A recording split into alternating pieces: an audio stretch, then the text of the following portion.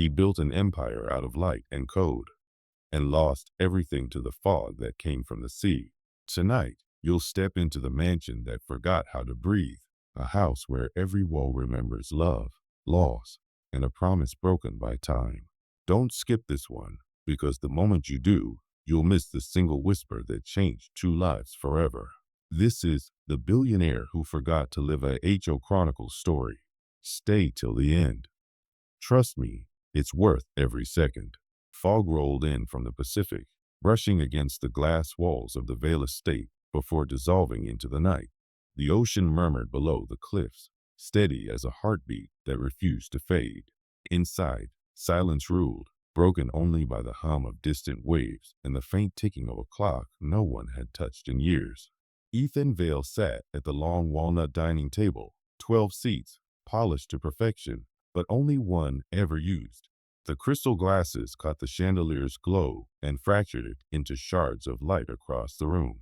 Once, he had built an empire, an entire company born from light, code, and vision. But now, his empire existed only in memories and the sound of the sea. 3 years had passed since the helicopter crash that stole his wife, Rachel Vale, the artist who had made him believe that silence could be beautiful. Now silence was all he had left. Every night at 8:30, his ritual began. Ethan pressed play on the small black recorder beside his plate. A woman's voice, soft and teasing, filled the empty room. "Don't wait up, Ethan. I'll be home soon." Then static, then nothing. He took a slow sip of wine, waiting for the ache to arrive, the ache that came every night when the message ended, a promise that had outlived the person who made it. But tonight, the sound of tires on gravel interrupted the ritual. Headlights pierced through the fog, climbing the hill toward the estate. Ethan frowned. No one visited unannounced. The intercom buzzed a moment later. "Mr. Vale, your new housekeeper has arrived." He had forgotten someone new was coming. The last one had quit 2 weeks ago, saying the atmosphere was too heavy, too strange. "Let her in," he said simply. Moments later, the front doors opened with a soft hiss. The woman who stepped in looked small against the marble entryway, olive-skinned, her dark hair damp from the mist. She held her bag tightly, standing like someone used to not being noticed. "Good evening, sir," she said quietly. "I'm Clara Reyes, from Harbor Cleaners. They said you needed a full-time housekeeper." Her accent carried traces of Texas, warm but worn, like someone who'd learned to hide kindness behind caution. Ethan didn't respond at first. The way she stood there reminded him of the first time Rachel had walked into his office, barefoot, holding a dripping paintbrush, laughing at his expensive carpet. Back then, he had known exactly what to say. Now, words were strangers. "You can start tomorrow," he finally said. His voice was deep, but hollow, commanding and exhausted all at once. Clara nodded. "Should I clear the other place settings, sir?" He looked at her, then at the untouched glass across from him. "No," he said quietly. "Leave it." The silence between them thickened like the fog outside. Clara realized too late what that second plate meant. "Of course," she whispered. "I'm sorry." "Don't be," Ethan said. "You couldn't know." He reached for the recorder, ready to end the night the same way he always did. But as she turned to leave, something stopped him. "Stay," he said. Clara froze. "Sir?" "Stay," he repeated, softer this time. "Just for tonight." It wasn't an order. It was a plea. She hesitated, glancing at the storm outside. The rain had begun to fall, soft but steady. "I can finish the kitchen," she said. "It'll help me get ahead for tomorrow." Ethan didn't reply, but he didn't stop her either. As she worked, she noticed the details others had missed, the dust on the piano keys, the untouched glasses, the perfect alignment of every chair except one, slightly pulled back, as if someone had just stood up. No clutter, no life, only symmetry and silence. When she finished, she wiped her hands on her apron and turned toward him. He hadn't moved. The wine glass was still half full. "I'm done for the night," she said softly. "Is there anything else you need?" He looked up slowly, eyes distant, voice low.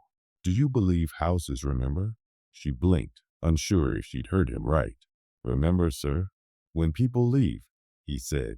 Do you think walls keep their echoes? Clara hesitated, searching for an answer. Maybe they do, she said quietly. But sometimes, they just need someone to remind them how to breathe again. For the first time in years, the corner of Ethan's mouth lifted, not quite a smile, but close enough to hurt. That's a dangerous skill, he murmured. Cleaning? She asked. No, he said, breathing life into things that forgot how to live. He stood, tall and silent, silver threading his hair. Good night, Miss Reyes. The guest quarters are down the east corridor. Stay there tonight. The storm's getting worse. Yes, sir, she said, then paused at the doorway. Her eyes lingered on the two plates, two glasses, two ghosts. She wanted to ask about the second setting, but something in his expression told her not to. When she disappeared down the corridor, Ethan pressed play again. Don't wait up, Ethan. I'll be home soon. The voice filled the house like a prayer and punishment all at once. Outside, the fog thickened, wrapping the mansion in gray. But for the first time in 3 years, he wasn't entirely alone. Morning came quietly to the Vale estate. The ocean mist lifted just enough for sunlight to touch the edges of the mansion, catching on glass and steel like fire waking from sleep. Clara Reyes opened her eyes to a ceiling she didn't recognize. For a moment, she forgot where she was, until the faint scent of sea salt and old cedar reminded her. The guest room was elegant but cold, as if no one had stayed there in years. A vase of dry roses sat by the window, their petals brittle, untouched. She got dressed quickly and headed downstairs, her sneakers silent on the marble floor. The mansion felt less like a home and more like a memory trying to stay alive. Ethan was already awake, seated in the glass-walled conservatory overlooking the cliffs. A black mug of coffee sat beside his laptop, untouched. He wasn't working. He was just staring.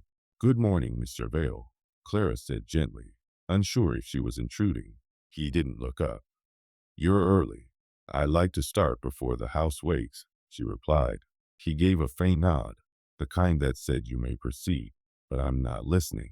So she began, dusting, straightening, restoring order that had already been perfect. Every shelf looked like it had been measured by a ruler. Every photograph was aligned with unnatural precision. Yet, when she reached the last room of the west wing, the perfection ended. The door was locked. A thin brass plate read studio.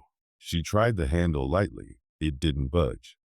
But as she leaned closer, she heard something faint from within. Not movement, but the sound of paper fluttering, like wind passing through forgotten pages. Don't? Ethan's voice came from behind her. She turned quickly. He was standing there, the morning light behind him, casting a sharp silhouette. I was just dusting the door, she stammered. His jaw tightened. That room stays closed.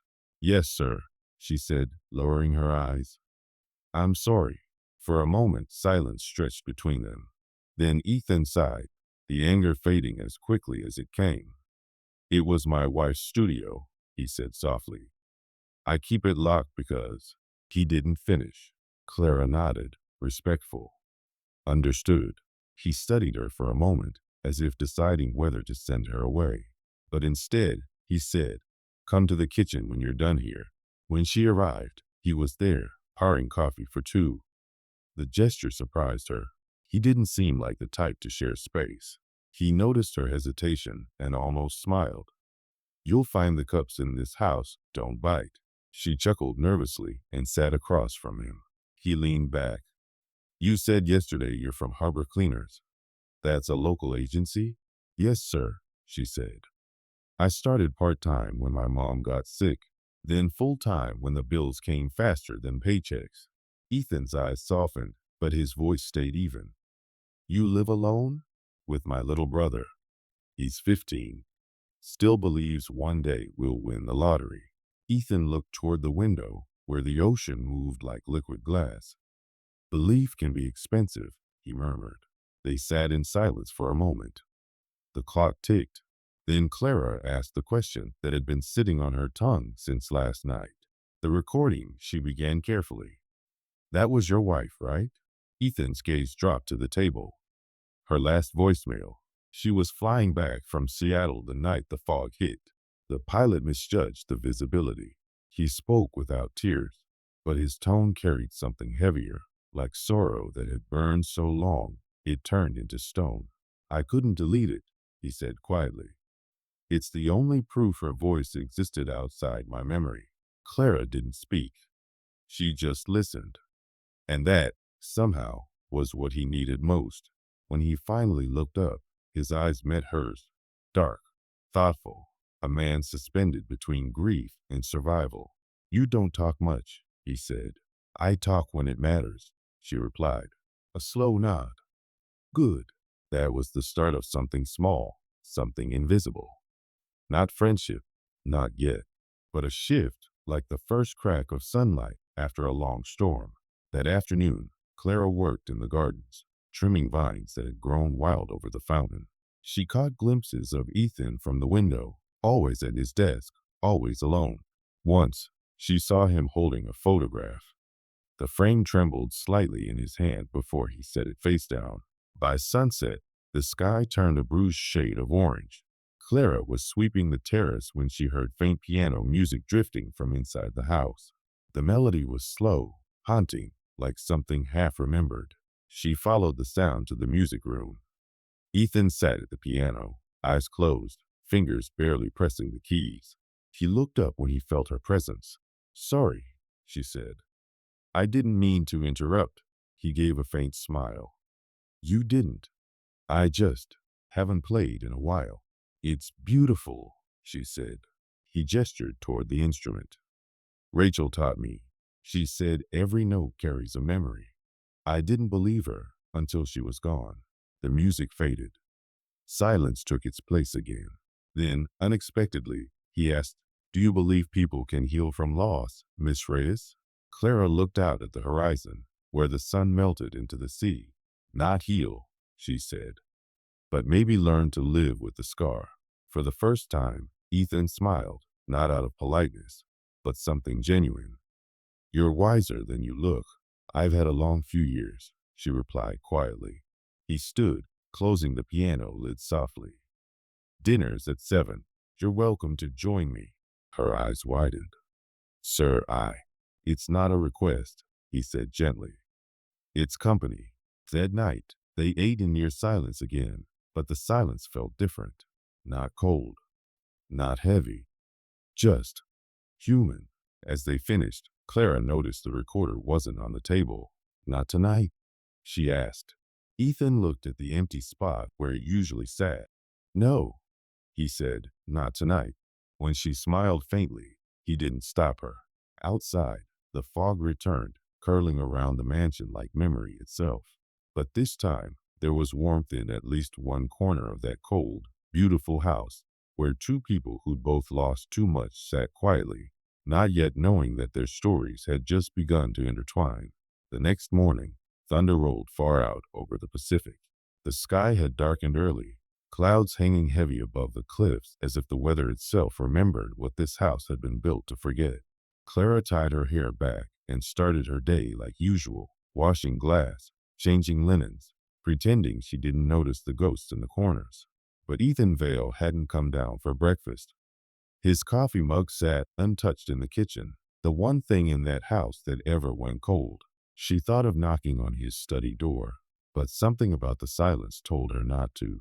So she went about her work, dusting the hallways, humming softly under her breath to fill the emptiness. Then the power flickered. Once, twice, then died completely. The entire mansion fell into darkness, except for the faint blue light seeping under one door. The locked studio. Clara froze. That door had been sealed since the first day she arrived. The brass plate still read studio, but now, for the first time, the handle looked open. She hesitated. The logical thing would be to wait, to ask permission, but something in her chest pulled her forward. The same feeling you get when you see a wound and can't help but reach for a bandage. The handle turned. The door creaked open, releasing a breath of still air scented faintly with turpentine, oil paint, and lavender. Rachel's perfume, maybe, trapped in time. Canvas after canvas lined the walls. Unfinished portraits, stormy skies, and one central painting still resting on the easel. A woman by the sea, her hair blown by the wind. Her face, incomplete. Clara stepped closer. Her heart thudded. There was something about the woman's posture, the curve of her jaw. It was hauntingly familiar. Don't touch that. Ethan's voice cut through the silence like glass shattering. He stood at the doorway, soaked from the rain, eyes sharp with something that wasn't quite anger, but wasn't mercy either. Clara spun around. I didn't mean. I told you this room stays closed. His tone cracked through the storm outside. I'm sorry, she stammered. The power went out, the door was open. It doesn't open on its own. The echo of his words filled the studio. Then, slowly, the tension in his shoulders broke. He pressed a hand to his forehead, exhaling shackily. I shouldn't have yelled, he muttered. This room is the last thing she touched. Clara swallowed hard. She was an artist? He nodded, eyes glassy. Rachel painted everything you see here. Every wall, every sunset, every storm.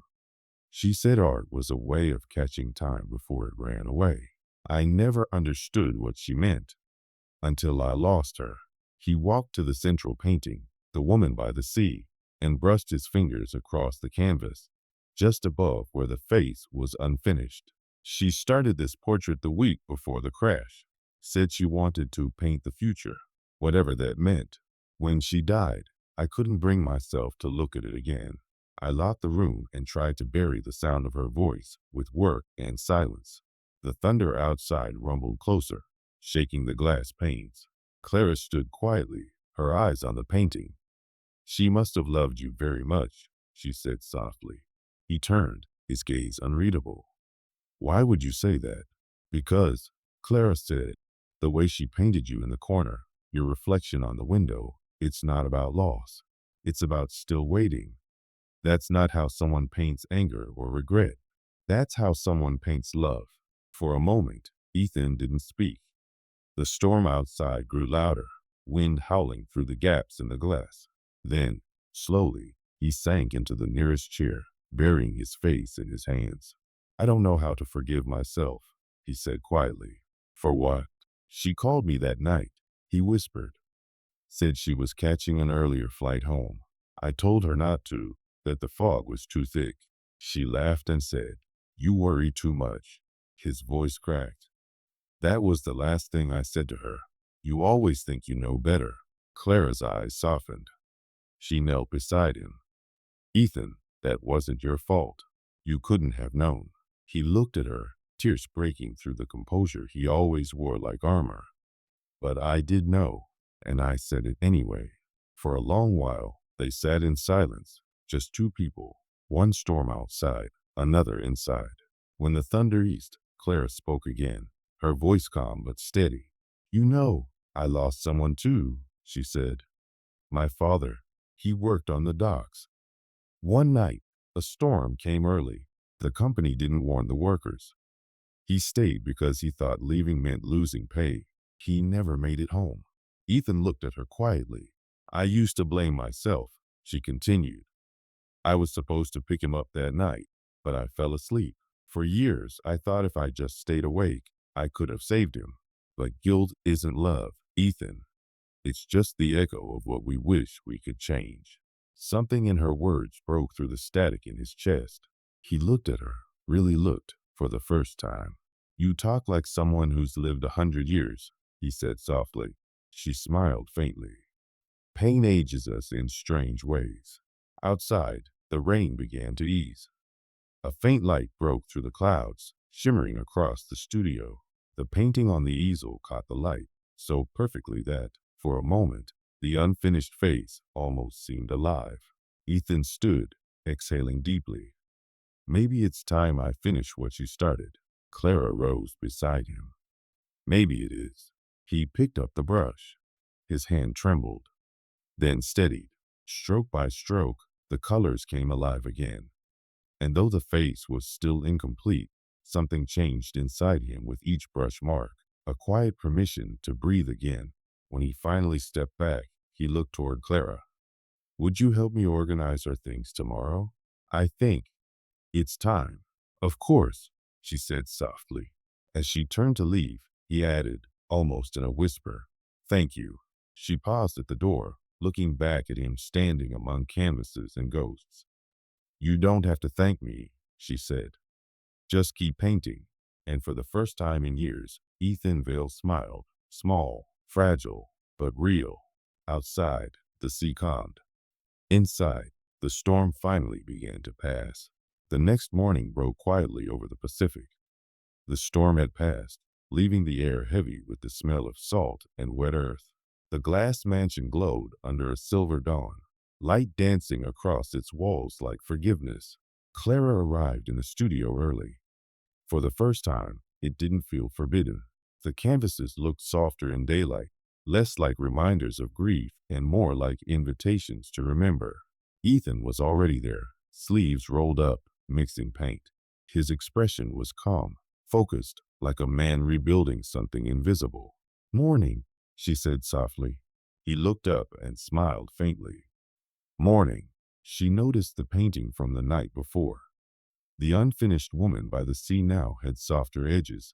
Her hair caught mid-motion. The reflection of the ocean finally filled in. Only the face remained untouched. Ethan stepped back and stared at it. I keep hesitating, he admitted. It feels wrong to finish it without her. Clara walked closer, studying the brushstrokes. Maybe she wanted you to finish it, she said. Maybe that's why she started it for you. He looked at her, as if hearing something he hadn't considered before. She reached out, touching the edge of the canvas gently. Art isn't about completing what's lost. It's about continuing what mattered. For a long moment, he didn't move. Then he picked up the brush again and began painting, not Rachel as she was, but something different. The woman's eyes were softer now, her expression peaceful. When he finally set the brush down, Ethan turned to Clara. I want to show you something. He crossed the room to a wooden chest near the window and lifted the lid. Inside were letters, hundreds of them, bound by faded ribbons. She used to write to me, he said, even when we lived under the same roof. Said it was easier to say what she felt when she wrote it down. He handed Clara one envelope at random. The paper smelled faintly of lavender. She opened it carefully and began to read. If you're reading this, Ethan, it means I never got to say goodbye. Please don't blame yourself. You always thought love was about protection. It isn't. It's about trust. Promise me one thing, keep painting. And if someone ever walks into this house with a kind heart, don't close the door. Clara's throat tightened. She folded the letter slowly. She knew, she whispered. She must have known how much you'd blame yourself. Ethan's eyes glistened. I didn't even know this one was here, he said quietly. She wrote it the week before she left. They stood in silence, the letter trembling slightly in his hand. Then Clara said, almost to herself, she sounds like my mother. Ethan turned to her. Your mother? Clara hesitated, then took a breath. My mom. She used to work here. Years ago. Before Rachel passed. He froze. Your mother worked here? Yes. She was part of the cleaning staff back when I was in high school. She used to tell me about this house, the artist who painted sunsets, and the man who bought her paintings so no one else could. She said they were in love the way waves are with the shore, always meeting again, no matter how many times they crash apart. Ethan's eyes widened slightly. What was her name? Maria Reyes, she said softly. He blinked, remembering. Maria. Yes, Rachel used to talk about her. Said she was kind and always humming while she cleaned the windows. Rachel loved her energy. Clara smiled faintly. She loved Rachel too. After she passed, Mom stopped painting. She said the house by the cliffs had lost its color. Ethan looked around, almost as if seeing the mansion through new eyes. And now her daughter's the one bringing it back. Clara shook her head gently. I'm just here to clean, Mr. Vale. No, he said quietly. You're here to remind me that life doesn't end when someone leaves. It just changes color. The words hung between them, soft but strong. He turned back to the painting. The woman by the sea seemed to glow under the light now, as though the ocean itself was breathing again. Ethan lifted his brush one last time, and with slow, careful strokes, finished the face. But it wasn't Rachel's. Not exactly. It was both of them. Rachel's strength and Clara's compassion blended into one expression of calm. When he stepped back, his eyes shimmered. It's done, he whispered. Clara smiled. Then she's home. He nodded slowly. Yes, she is. Weeks later, the mansion felt alive again. The air no longer carried the stillness of morning, but the quiet hum of routine, of new beginnings. Ethan reopened Rachel's art foundation, dedicating it to both her and to Maria Reyes, the woman who once filled the house with music while cleaning its walls. Clara stayed on, not as staff anymore, but as the curator of Rachel's work. She spent her mornings tending to the garden, her afternoons arranging exhibitions, and her evenings listening to Ethan play piano again. One night, she found him sitting on the terrace, watching the sunset turn the sea into gold. He looked lighter, still marked by sorrow, but not owned by it. She'd be proud, Clara said softly. He turned to her, smiling faintly. She'd be grateful, and so am I. They sat in silence for a while, watching the last light sink beneath the waves. Then Ethan said, Clara, that painting, The Woman by the Sea, I renamed it. She raised an eyebrow. Oh, what's it called now? He looked out toward the horizon. The painting of tomorrow. She smiled. I like that. He turned to her, eyes gentle. You should, you're part of it. The ocean breeze lifted between them, carrying away the last fragments of yesterday. And as the stars began to bloom over the cliffs, it felt, finally, as if every broken thing had found its place again. And that's how a lonely man behind glass learned to see color again, thanks to the kindness of one stranger who refused to let silence win. If this story touched your heart even a little, don't leave just yet. There are more stories like this waiting to remind you that even the coldest hearts can learn to feel again. Subscribe now to HO Chronicles, where every story isn't just told, it's felt. And remember, healing begins the moment we stop running from the past.